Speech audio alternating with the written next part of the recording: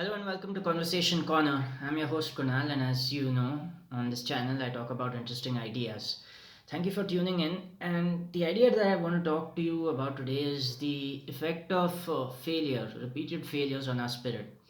This is an important topic to talk about because today, the age in which we live in, we find that people give up quite easily, but surprisingly, motivational videos are at an all time high in terms of the number of motivational videos being produced.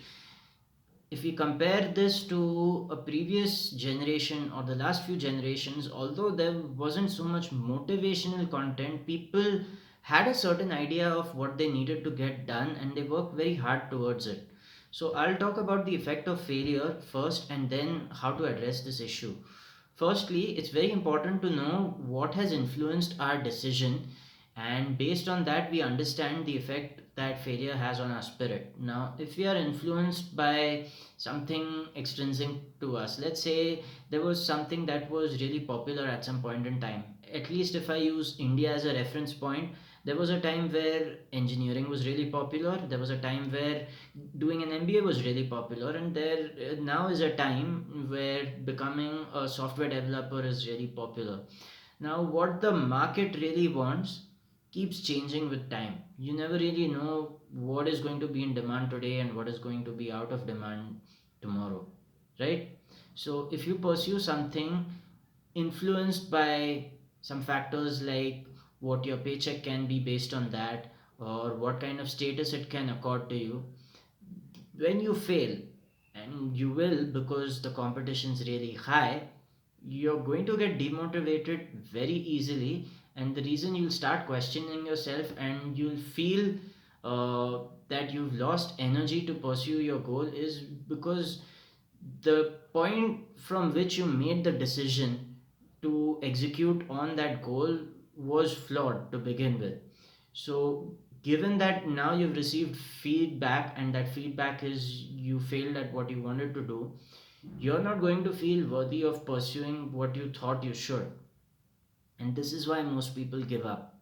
Now, let's see what happens when you pursue something based on your own understanding of what needs to be done. When you have a very clear idea of what needs to be done in your life, you will find ways to get that goal accomplished, come hell or high water. And quite often, it may happen that you may die and you may not even be able to realize your goal. And the goal that you wanted to accomplish might happen after you're dead. This is quite possible. There's a saying, I believe the Chinese said, be ready to plant a seed of a tree whose shade you won't enjoy.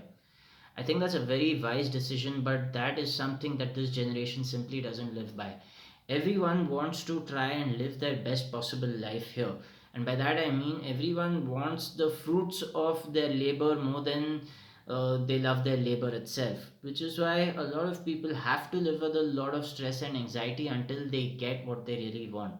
There are very, very, very few people in this world who actually want what they do, who actually enjoy what they do, and who love what they do. A lot of people, I may venture a guess and say that it's 90% of people who drag themselves to work and who feel that work is a burden. So, when work is a burden, setting targets and objectives for something that you really don't want is going to be harmful for you. Even if you do succeed at this, it's going to leave you feeling very empty because the decision didn't come from the right point. Now, when you choose work that originates from a mind that has clarity about what it wants, you're not guaranteed material success or fame or status, but you still know that it is something you want to pursue because it's something that really calls to you from the inside. If I were to take an example, let's talk about Arnold Schwarzenegger. When he was passionate about bodybuilding, at that point in time, bodybuilding wasn't really so famous and well known as it is today, as an art or as a sport. But yes, that was something that really called to him. So even though he didn't make his first million in bodybuilding, he did what needed to be done outside of that in order to supplement the lifestyle that was needed to be a bodybuilder. And later he succeeded in various fields. So if there were a lesson that we could take away from this is when you make a choice from a point of absolute clarity, you are not really bogged down by setbacks. Sometimes you can be tired, you may be exhausted, and you may not have the energy to do what you want. So you may rest for a while. But that rest is not permanent, and as soon as you have the energy to start again, you'll be up and about. So now the question is, how do you want to make your choices? Do you want to go for something that is quite lucrative, that gives money and status, but have to deal with anxiety and stress for a large point of time? Or do you want to go with something that is inherently joyful to you, that you're doing out of a state of clarity, whether or not that brings you money and status? Now, the reason this is a tough choice to make is that those of us who weren't born to rich parents need to find a way to sustain ourselves. But when we choose work that is joyful in and of itself, which may not bring us our daily bread, then the work that we do to earn our daily bread will be done with the goal of pursuing what we really love. So that is how we will be able to tolerate a job we may not necessarily like, but we know what we look forward to. The average person looks forward to entertainment on the weekend, looks forward to distraction on the weekend, and this makes his life more miserable. Now, I don't want you to be part of that circle, which is why I'm saying, if you can't find a job that makes you happy right now, you need to at least cultivate a hobby or do work without remuneration that is in and of itself pleasurable. This is something very hard to understand for most people because all our wiring since childhood has been towards something extrinsic to us. And to connect back to who we were as children requires a bit of introspection.